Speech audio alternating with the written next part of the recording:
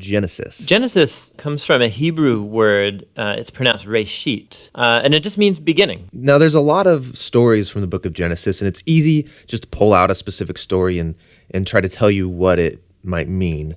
But we think the best way to understand this book is to look at the book as a whole and show you how the whole thing is designed. The book is designed to fall into two main parts. You have chapters 1 through 11, which is telling the story of God and the whole world.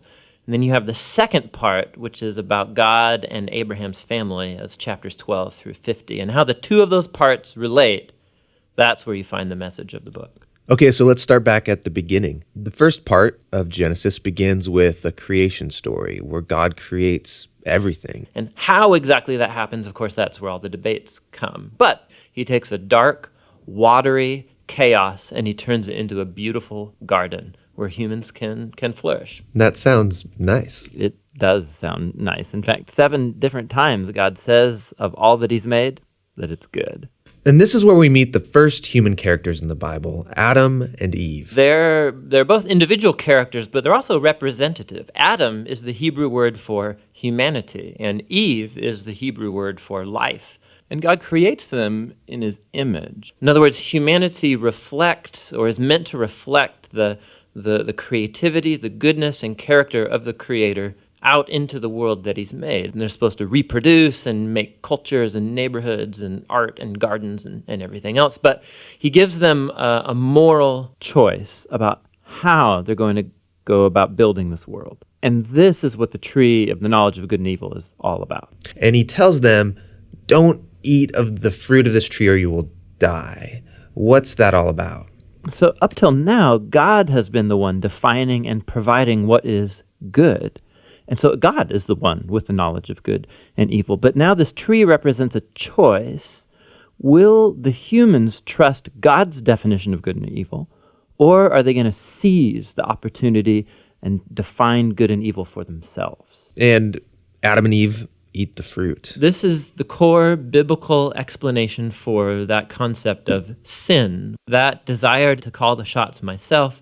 It's the inward turn of the human heart to do what's good for me and my tribe, even if it's at the expense of you and your tribe. And the problem is humans are horrible at defining good and evil without God. And so now that humanity's made this choice, things get really bad. So Genesis 3 through 11 is like tracing this downward spiral of all humanity. So Adam and Eve, they can't trust each other anymore. And so there's a little story about how they were naked and felt fine about it beforehand, but now they feel shameful because all of a sudden Adam's definition of good and evil might be different than Eve's, and so they hide from each other. Then there's another story of temptation. Cain is jealous of his brother Abel, and he gives in and kills him. There's a story right after Cain about a guy named Lamech, and all we know about Lamech is that he accumulates wives like property, and he sings songs about how he's a more violent, vengeful person than Cain ever was, and he's proud of it. Things get so bad with the human race that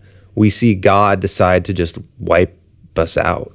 Yeah, we typically think of the flood story is about God being angry, but it actually begins with God's sadness and grief about the state of his world. And so out of his passion to preserve the goodness of his world, he washes it clean with the flood. But there's a glimmer of hope. He chooses Noah and his whole family, and he saves them on this boat. Yeah, don't forget about the animals. Right, and the animals.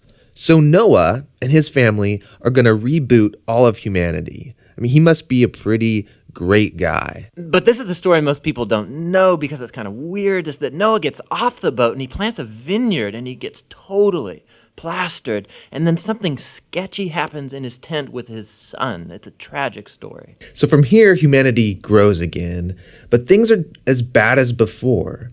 And the last story is the famous story of the Tower of Babel. And in this story, you have all of the nations uniting together to use this new technology they have, the brick. And they want to make a name for themselves and build this big city with a huge tower that will reach up to the gods. But God knows that this city will be a nightmare. And so in his mercy, he scatters them. And all of these stories, they're underlining the same basic idea. When humans seize autonomy from God, when they define good and evil for themselves, it results in a world of tragedy and death. And this leaves you wondering, is there any hope for humanity? Yes, yeah, there is. It's the very next story that answers that question. It's the beginning of God's mission to rescue and restore his world.